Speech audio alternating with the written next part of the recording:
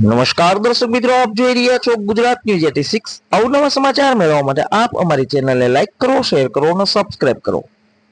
કાંકરેજ તાલુકામાં અકસ્માતની ઘટનાઓ વધી। ડુંગરાસણ પાસે બાઇકને ટ્રકે અડફેટે લેતા એકનું મોત, એકને ઈજા પહોંચી હતી।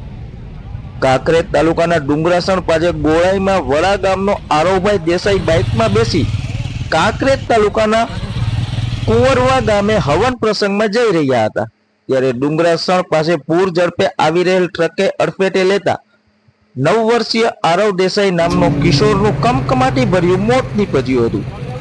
આ ઘટનાની જાણ થતાં લોકોના ટોળે ટોળા ઉમટી પડ્યા હતા।